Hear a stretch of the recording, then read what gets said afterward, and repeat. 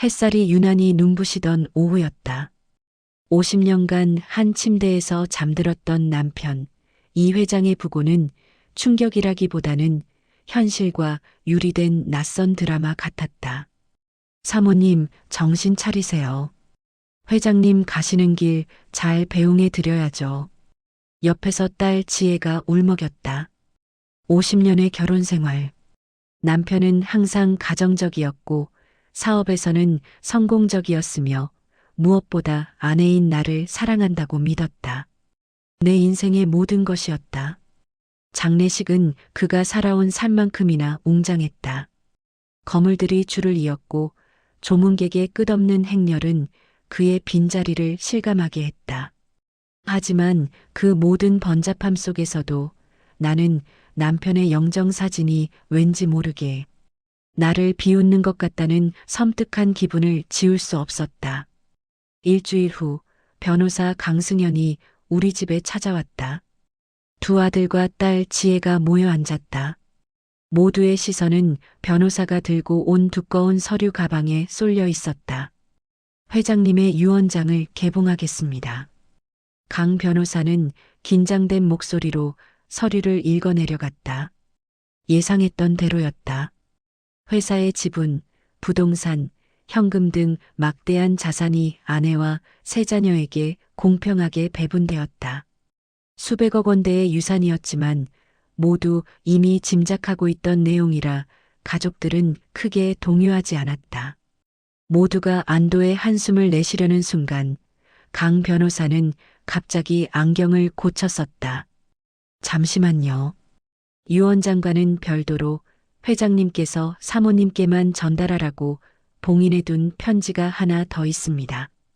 그는 가방 깊숙한 곳에서 낡고 빛바랜 한 번도 개봉된 적 없는 듯한 봉투 하나를 꺼냈다. 봉투의 가장자리에는 남편의 필체로 내 사랑하는 아내에게 50년의 진실을 담아라고 적혀 있었다. 내 손이 떨렸다. 남편은 왜 이런 것을 남겼을까? 혹시 나에게 미처 말하지 못한 깊은 사랑의 고백이라도 담겨 있는 걸까? 강 변호사는 주저하며 말했다. 봉투 안에는 이 편지와 함께 또 다른 유산 상속 서류가 들어 있습니다. 회장님께서 50년 전, 즉 결혼 직후부터 비밀리에 관리해 오셨던 별도의 비자금에 관한 내용입니다. 규모는 약 100억 원입니다. 100억? 가족 모두의 눈이 휘둥그레졌다. 이미 받은 유산과는 별개의 50년간 숨겨져 온 비자금이라니. 남편은 도대체 무슨 생각을 했던 걸까? 편지를 읽어보시겠습니까, 사모님? 떨리는 손으로 봉투를 뜯었다. 낡은 종이에서 오래된 잉크 냄새가 났다. 내용은 짧고 간결했다.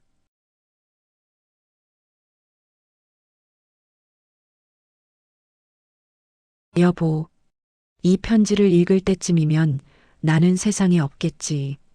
평생 당신을 속이고 지켜온 단 하나의 비밀이 있어. 이 100억은 당신을 위한 돈이 아니야. 당신을 위해 숨긴 진실의 대가이지. 당신이 이 돈을 보았을 때 절규하리라는 것을 알아.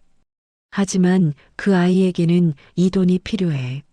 내 피를 나눈 50년 전 버려야 했던. 편지는 거기서 끝이었다. 뭐라고요? 딸, 우리 딸 지혜 말고 또 다른 딸이 있었다고요? 내 머리가 하얗게 비는 것 같았다. 50년 전 결혼 직후, 그때 남편이 잠깐 출장 간다고 사라졌던 그 시기에 강 변호사는 다음 서류를 내밀었다. 그것은 100억 비자금의 수취인을 지정하는 새로운 상속 서류였다. 수취인의 이름은 숨겨진 딸, 50년 전. 이 두 단어는 내 머릿속을 맴돌며 산산조각난 유리 파편처럼 박혔다. 아들, 딸들 앞에서 겨우 표정을 수습했지만 그날 밤부터 잠을 이룰 수 없었다. 나는 내 인생의 모든 것을 바친 남편에게 철저히 배신당했다는 지독한 현실과 마주해야 했다. 50년 전이라면 엄마 아빠가 결혼하고 얼마 되지 않았을 때잖아요. 딸 지혜의 말은 비수처럼 날아와 꽂혔다. 그 시기 남편은 신혼임에도 불구하고 사업상 중요한 장기 출장이라며 한 달 가까이 집을 비웠었다. 그때는 그저 열심히 사는 남편이 자랑스러웠는데 나는 남편의 서재로 향했다.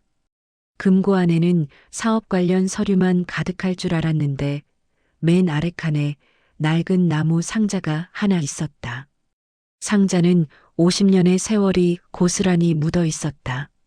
상자를 여니 오래된 물건들이 쏟아져 나왔다. 빛바랜 사진, 낡은 아기 옷까지, 그리고 작은 손수건. 그 중에서 내 눈을 사로잡은 것은 두 장의 폴라로이드 사진이었다. 한 장은 앳된 모습의 남편이 낯선 여인과 다정하게 웃고 있는 모습, 다른 한 장은 갓난아기를 안고 있는 그 여인의 모습이었다. 사진 뒷면에는 흐릿한 글씨로 순이와 나, 그리고 다혜라고 적혀 있었다. 다혜. 100억 유산 서류에 적혀 있던 그 이름이었다. 수취인의 이름. 다혜. 심장이 멈춘 듯 했다. 사진 속 여인의 얼굴은 단 한 번도 본 적 없는 낯선 얼굴이었지만 아기의 이마와 눈매는 남편을 닮아 있었다. 그 순간 지난 50년의 행복했던 기억들이 모두 거짓으로 느껴졌다.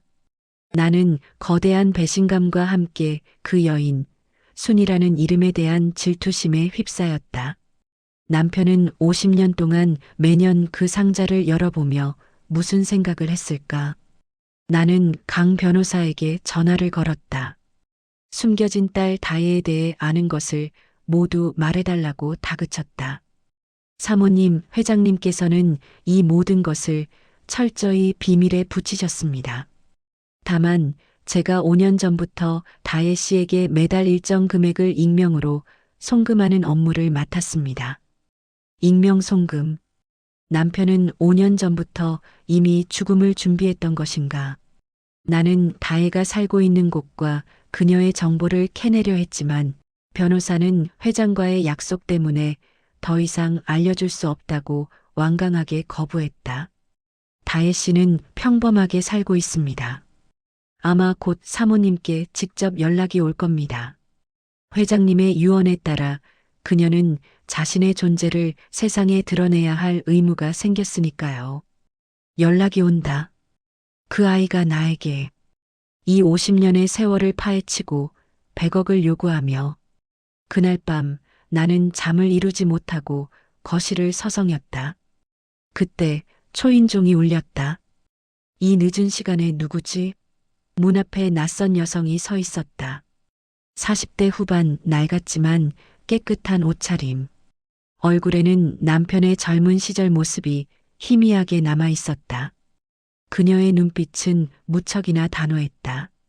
누구세요? 내 목소리는 떨렸다. 안녕하세요, 사모님. 저는 이 회장님의 딸 이다혜라고 합니다. 아버지 유산에 대해 드릴 말씀이 있어 찾아왔습니다.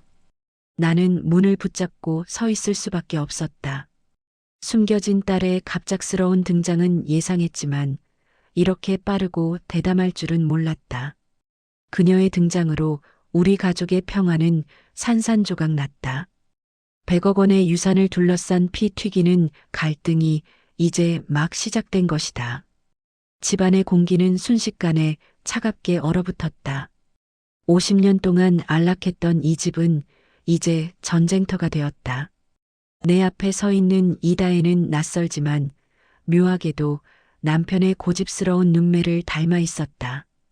50년 동안 아버지의 존재도 모르고 살았는데 이제 와서 유산을 요구하러 왔다는 말이니? 내 목소리는 떨렸지만 최대한의 경멸을 담았다. 요구라뇨, 사모님. 이건 요구가 아니라 제 권리입니다. 돌아가신 아버지가 제게 남긴 마지막 선물이에요. 아니, 아버지의 평생 죄책감에 대한 배상금이죠. 이다혜의 표정은 굳건했고 한치의 물러섬도 없었다. 배상금? 남편은 당신 같은 존재를 숨기기 위해 평생을 바쳤어. 당신 때문에 우리 가족의 역사가 더럽혀졌다고. 저도 당신 같은 완벽한 가족에게 저의 존재가 짐이 되는 건 싫었습니다. 하지만 아버지께서 원하신 겁니다. 아버지의 유언은 저를 이 세상에 정식으로 드러내라는 것이었습니다. 100억이라는 금액은 그 대가고요. 다혜는 자신이 걸어온 지난 세월을 담담하게 털어놓았다. 50년 전 남편이 첫 사업을 시작할 무렵 가난했지만 순수했던 시골 여자 순이 사진 속 그 여인과의 짧은 만남에서 자신이 태어났다고. 남편은 당시 결혼을 앞두고 있었기에 다혜의 존재를 숨길 수밖에 없었다. 아버지는 저를 버리신 게 아닙니다. 매년 몰래 찾아와 저와 어머니가 생활할 수 있도록 돈을 보내주셨어요. 하지만 절대로 당신의 그림자를 밟지 않도록 저를 철저히 감시하고 관리했습니다. 마치 비밀 정원처럼요. 그녀의 눈에는 슬픔과 함께 강한 분노가 서려 있었다.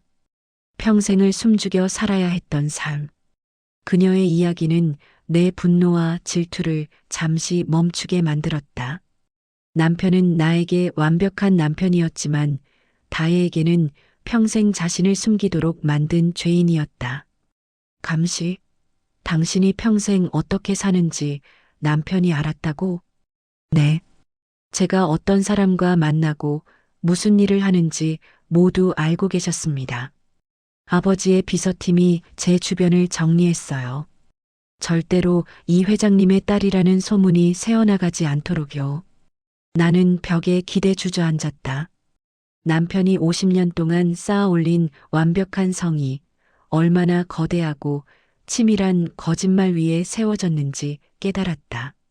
그는 나와 다혜 모두를 자신의 통제 아래 두었던 것이다.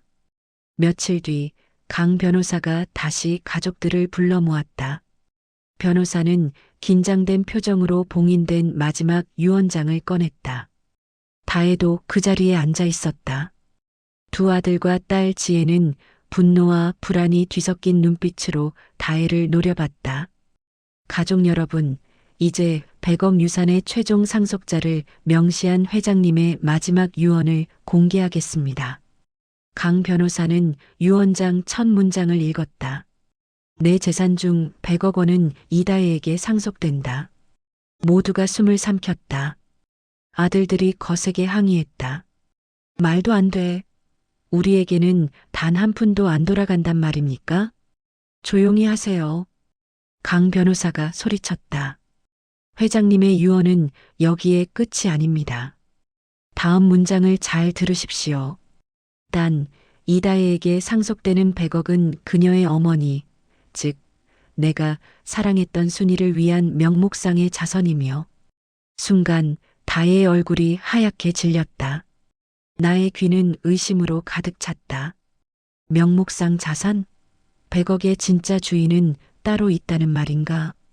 강 변호사가 마지막 유언장을 읽어내려가는 순간 집안은 숨소리조차 들리지 않는 정적에 휩싸였다. 명목상의 자산. 그 단어는 모두에게 충격이었다. 다시 읽어드리겠습니다. 강 변호사는 목을 가다듬었다.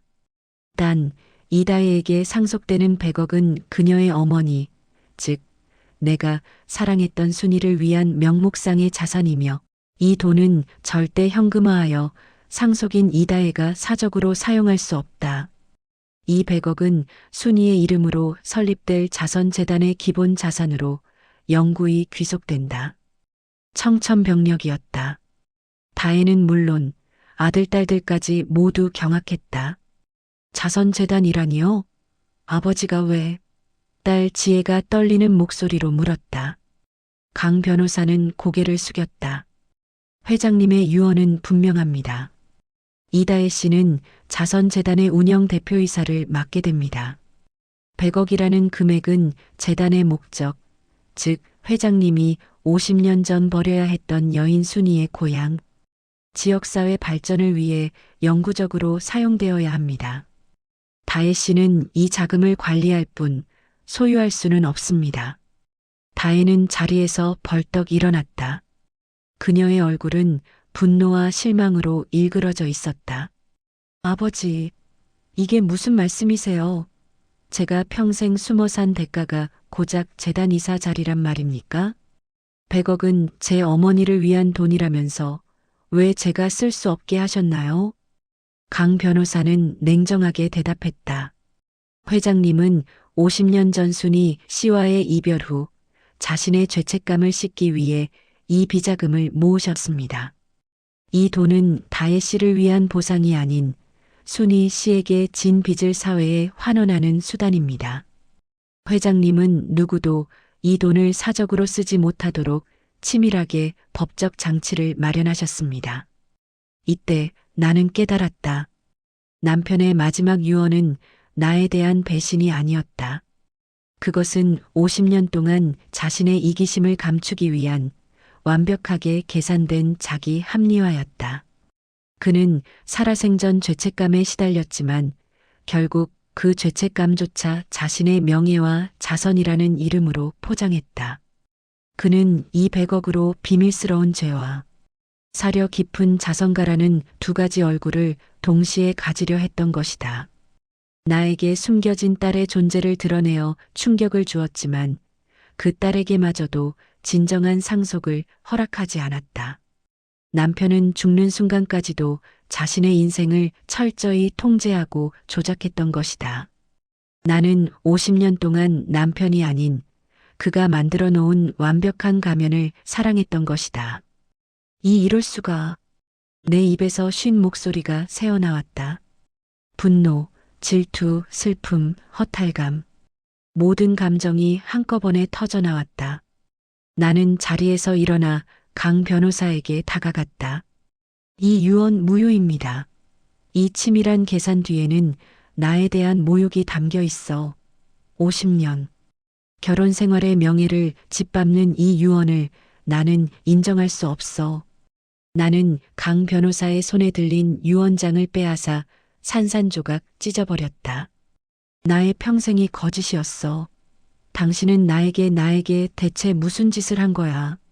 나는 남편의 영정사진을 향해 소리쳤다. 내 절규는 50년간 쌓여온 억압과 배신감, 그리고 사랑했던 사람에게 속았다는 고통의 결정체였다. 아들, 딸들이 나를 붙잡으려 했지만 나는 이미 통제를 잃었다. 찢어진 유언장 조각들이 바닥에 흩날렸다. 그 조각들은 나의 50년 결혼 생활의 파편 같았다. 이다혜는 그 광경을 넋을 잃고 바라봤다. 100억 유산이 눈앞에서 사라지는 순간 그녀는 자신의 몫을 잃었다는 좌절감보다 아버지에게 또다시 이용당했다는 더 깊은 상실감을 느꼈다. 100억을 둘러싼 싸움은 결국 돈의 문제가 아니라 50년 동안 이어진 한 남자의 오만과 통제의 문제였음이 드러났다. 내가 찢어버린 것은 종이 조각이 아니라 50년 동안 붙잡고 있던 내 인생의 환영이었다. 유언장이 파기되자 100억 유산을 둘러싼 법적 분쟁은 새로운 국면을 맞이했다. 남편은 100억의 재산을 자선재단 설립이라는 조건부로 이다혜에게 상속하려 했으나 내가 유언장을 훼손함으로써 그 의도는 법적 효력을 잃을 위기에 처했다. 강 변호사는 곤란한 표정으로 말했다. 사모님의 행위로 인해 회장님의 최종 의도는 실현되기 어려워졌습니다. 이제 200억은 법정 상속 비율에 따라 사모님과 자녀들에게 분배될 가능성이 높습니다. 하지만 변호사는 잠시 말을 멈췄다. 다혜 씨가 소송을 제기할 경우 회장님의 생전 증여, 의사 및 별도의 서류들이 법적 공방의 대상이 될 수 있습니다. 오랜 싸움이 될 겁니다. 나는 고개를 저었다. 돈 때문이 아니었다. 이 지긋지긋한 통제와 거짓말의 그림자에서 벗어나고 싶었다. 법정 싸움은 남편이 죽어서까지 나를 조종하려는 마지막 수단처럼 느껴졌다. 그날 밤 나는 다혜를 다시 집으로 불렀다. 넓은 거실에 마주 앉은 우리는 더 이상 적이 아니었다. 50년 전 한 남자의 이기심 때문에 상처 입은 두 희생자였다. 100억 유산 소송할 거니?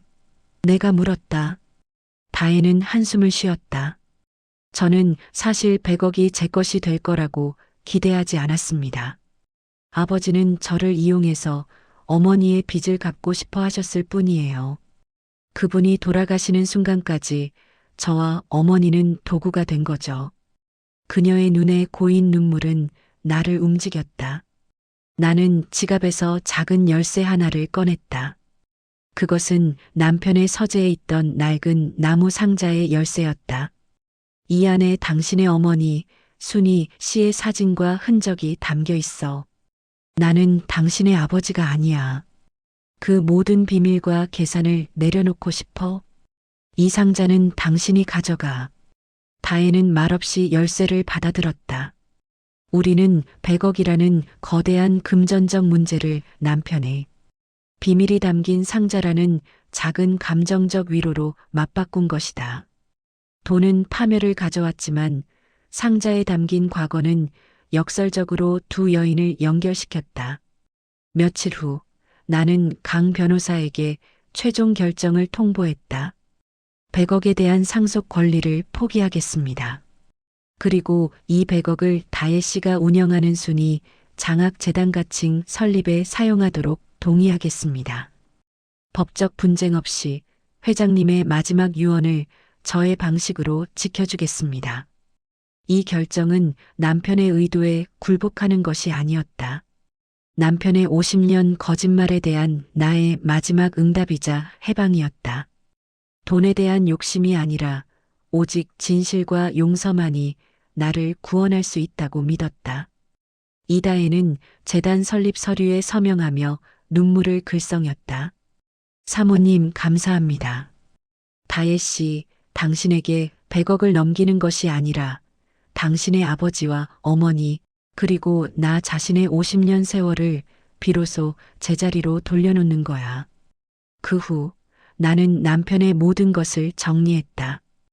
호화로운 집은 처분했고 남은 자녀들에게도 각자의 삶을 살도록 독립을 선언했다. 창밖을 보았다. 50년 전 남편이 출장 간다고 거짓말하고 떠났던 그해 봄처럼 햇살이 눈부셨다. 이제 나는 홀로 선 텅 빈 공간에서 진짜 나를 발견하려 한다. 남편의 아내, 아이들의 엄마가 아닌 한 여성으로서의 나. 50년의 결혼 생활은 거짓이었지만 그 거짓을 통해 나는 가장 잔혹한 진실을 배웠다. 통제와 오만으로 점철된 사랑은 결국 비극이라는 것을. 그리고 이제 나는 그 잔혹한 진실을 직시하고 새로운 50년을 시작할 것이다.